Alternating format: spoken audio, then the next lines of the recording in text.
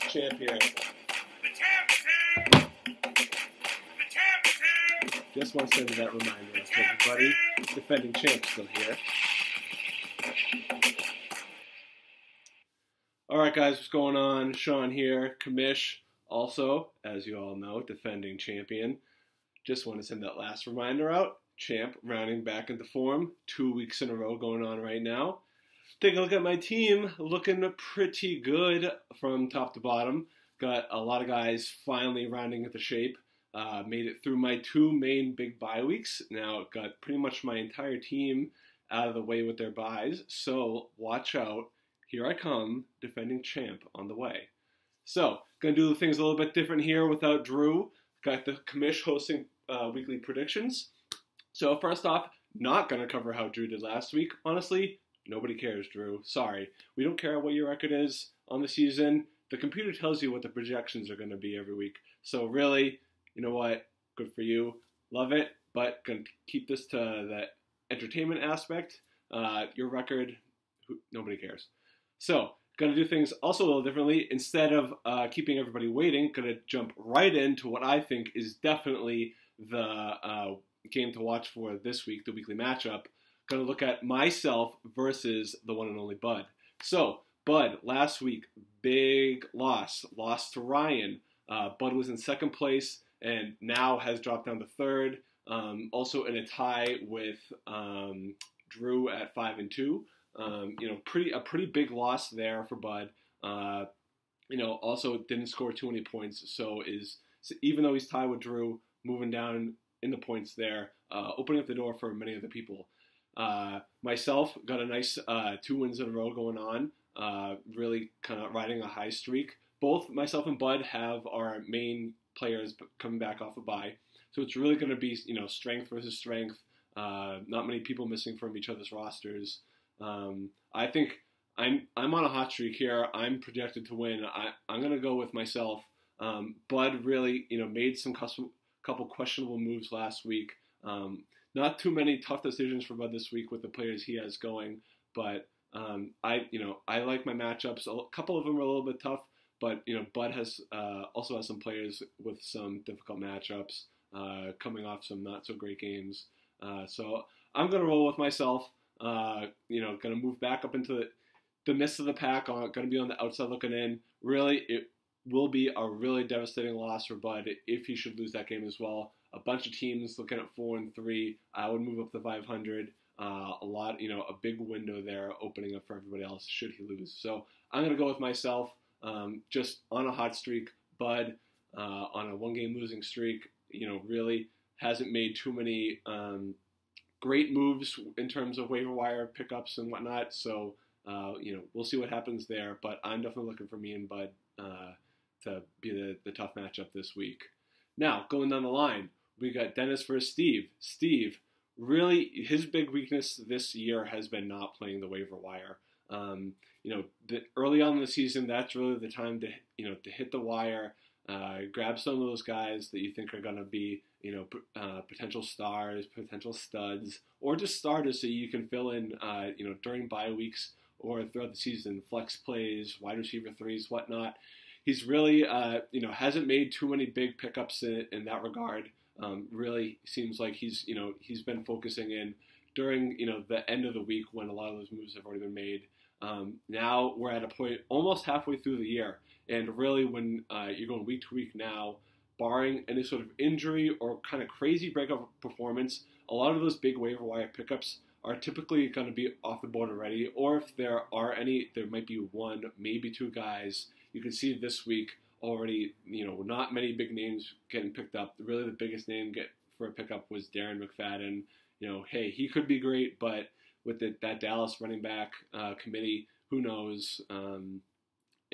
After McFadden fell off, you really did not see many other guys that have high hopes of being big impact players. So you're going to see a lot fewer guys there, 4 picks, and Steve already dropping into a big hole.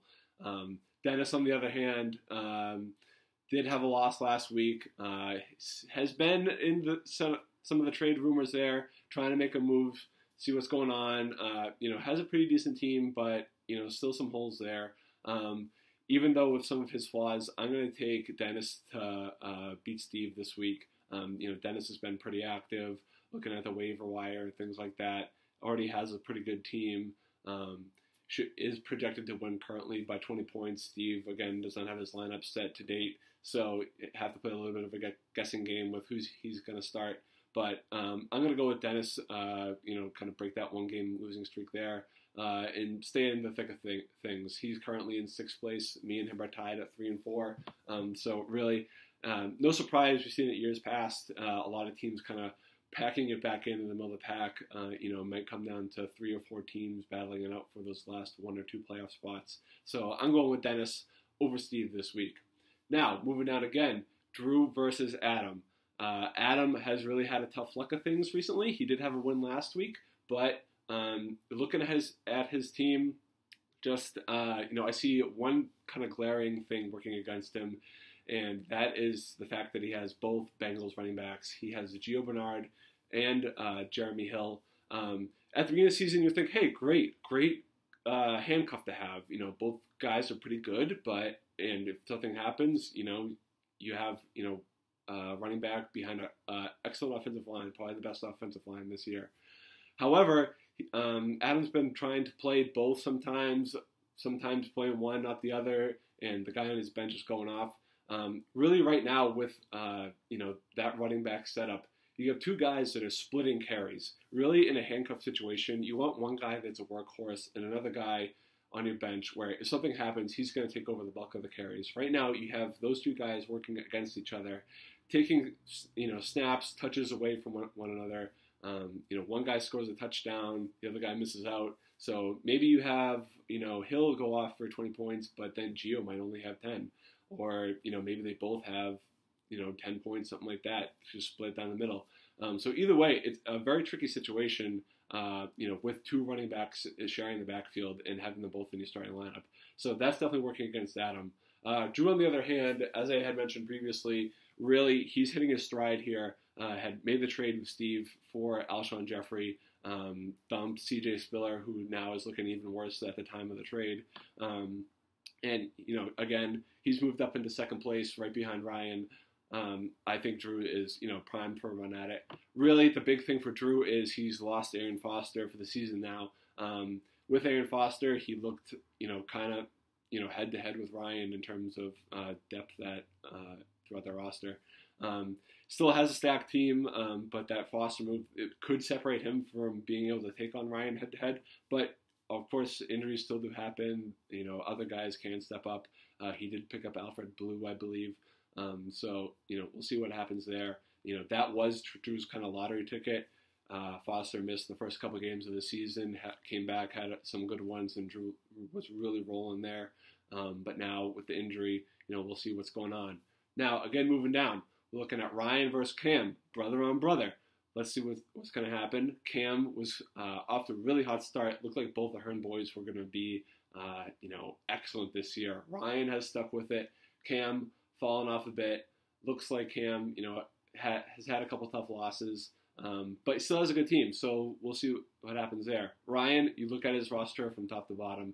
He is absolutely loaded. Has 2 excellent quarterbacks with Rivers and Matt Ryan. Wide receivers, unbelievable, but the running backs is really what separate him with Lynch and Todd Gurley. Just Ryan is stacked. If you look at the projected point total, it looks like it's going to be the highest scoring game of the week. Ryan with a projected 154, Cam with a projected 147. So really a toss-up there. I will take Cam for the upset, though. I'm going to take the younger brother upsetting the older brother. Ryan's got to lose at some point, and you know what? This could be the week. Gurley has been extremely hot. Lynch has also had a couple really good weeks. It'll be interesting to see who Ryan plays at quarterback. Again, both Rivers and Matt Ryan. I think that could be the pivotal point. Which quarterback he goes with, we'll see what happens there. If whoever he chooses struggles, that could end up being the difference. So we'll see what goes on there. But I will take him for the upset.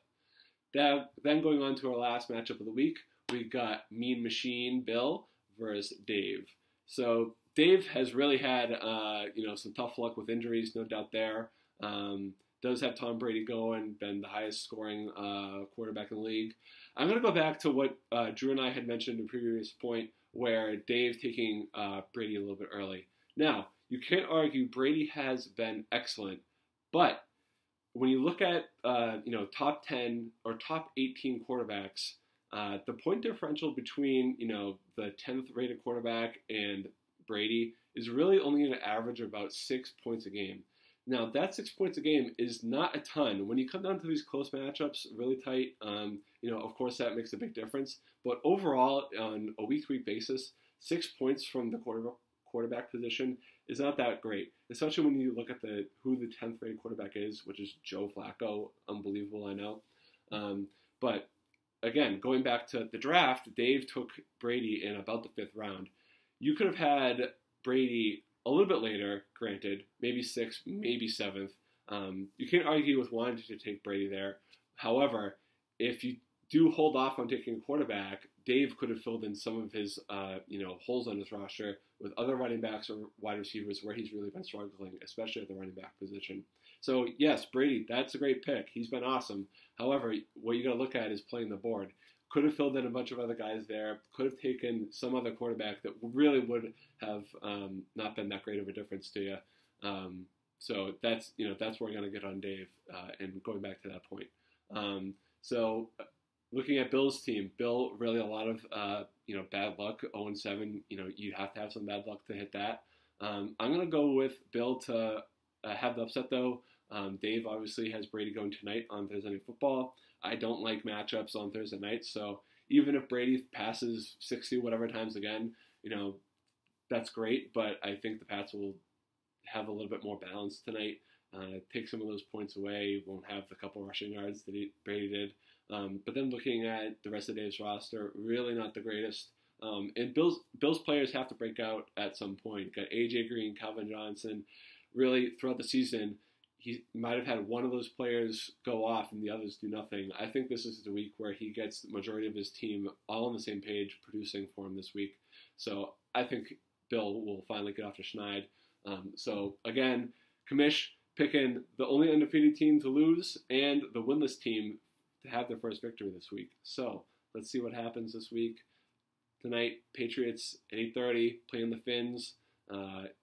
Thursday night stinks, but hey, got to play the games. So let's see how they do tonight. Go Pats. Hope everybody enjoyed and enjoy yourselves.